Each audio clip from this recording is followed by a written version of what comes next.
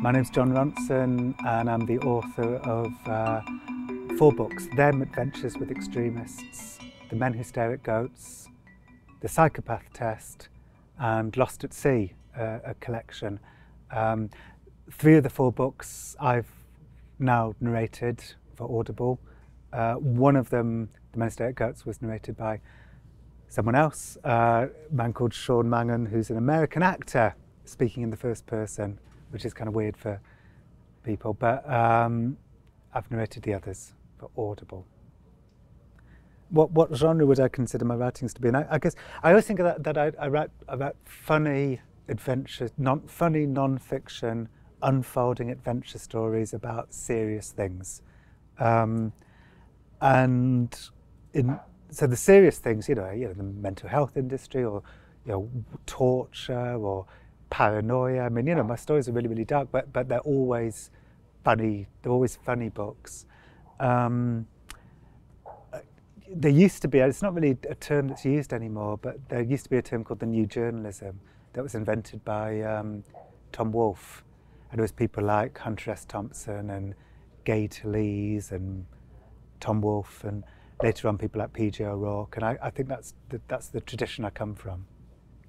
Well, funnily enough, I've just finished recording the audiobook of my collection, Lost at Sea, and in the last couple of pages was an incredibly dangerous and stupid situation that I got myself into. And it was, I was with a real life superhero in Seattle called Phoenix Jones, who was annoyed that when I was patrolling with him, he goes out every night to fight crime, and he was kind of annoyed that there wasn't any crime to thwart. I wasn't seeing him thwarting any crime, and he was getting frustrated. So he took me to this area of Seattle called Belltown, and personally, with just me and 2 kind of, other superheroes in tow, tried to break up a gang of about 14 armed crack dealers, and they all had bulletproof vests on, and I just had a cardigan, and this altercation ensues where the crack dealers are saying to Phoenix, you come down here in your stupid costume and think it's a big joke, but this is real life to us. This isn't fun and games, this is real life, and if you don't leave, we're going to show you what our burners do. Now, I thought from watching The Wire that a burner was a stolen mobile phone, but that didn't seem right. And it turns out that a burner is a gun. And anyway, I found myself in dangerous situations. I obviously, my survival instinct takes over. So I decided that what I should do is nod ostentatiously in agreement with everything the crack dealers were saying, in case if the shooting starts, they'd shoot around me. Anyway, in the end, Phoenix won and the crack dealers all dispersed, which was incredible, really, because, they were all armed and Phoenix wasn't. They said, if you're going to stand here, we're going to have to go home. So that's how I managed to survive that one.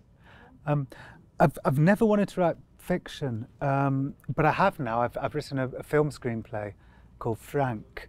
I've co-written it with Peter Strawn, who wrote the screenplay to The Men Who Stare at Goats, and also he wrote Tinker Tailor Soldier Spy, which was Thomas Alfredson's follow-up film after Let the Right One In.